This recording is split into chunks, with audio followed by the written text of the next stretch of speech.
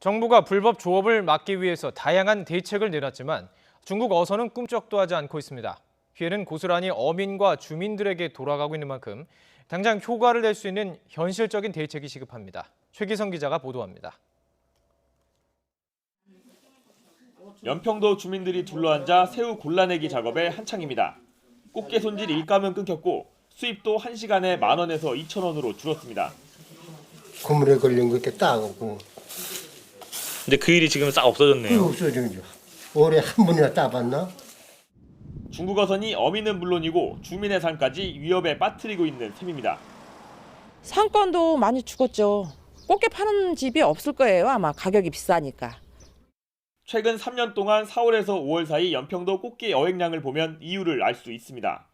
2014년 330톤에서 지난해 149톤으로 줄더니 올해는 51톤에 불과합니다.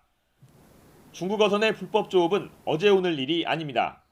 지난 2005년 5월에도 분노한 어민들이 직접 중국 어선을 납포한 일이 있었지만 11년이 흐르는 동안 불법 조업은 더 심해졌습니다. 그 배 위에 사람 걸어 다니는 것까지 다 보여요. 아, 답답하시겠네요. 안경 쓰고 시력도 안 좋은 나도 그 사람도 걸어 다니는 게 다 보이는데. 이미 2차례의 해전이 벌어질 정도로 군사 충돌 위험이 큰 북방 한계선 쪽에 쉽게 접근할 수 없는 점을 노리고 있는 겁니다. 함정이라든가 해안포에 노출돼 있고 너무 가깝다 보니까 중고선들이 바로 북쪽으로 올라가 버리는 경우가 있어가지고. 게다가 중국 어선들은 도망갈 시간을 벌기 위해 조타실에 철문을 두르는 등 작정하고 내려옵니다.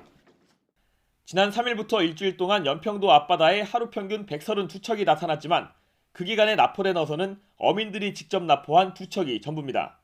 여론이 들끓을 때마다 정부가 내놓은 반짝 대책들도 어민들을 달래기에는 턱없이 모자랍니다. 피해를 본 어민들을 위해 지난 1월 법조항을 만들었지만 현재까지 보상 건수는 0입니다. 북방 한계선에 군사적 긴장이 남아있는 상태에서 중국에 항의하거나 해경을 추가 투입하는 방법은 큰 효과를 보지 못하고 있습니다. 어민들은 연평도 쪽에 인공어초를 투입하는 게 가장 현실적인 대안이라고 말합니다. LNL 선상에 한 개도 아직까지 들어간 게 없습니다. 최대한 중국 어선이 거점을 못하도록 이런 자리에다가 어초를 설치해줘야 되는데 정부가 대책을 발표했는데도 중국 어선들은 여전히 이렇게 우리 수산자원을 쓸어담고 있습니다. 어민들은 일시적 관심이 아니라 구체적인 대책을 바라고 있습니다. YTN 최기성입니다.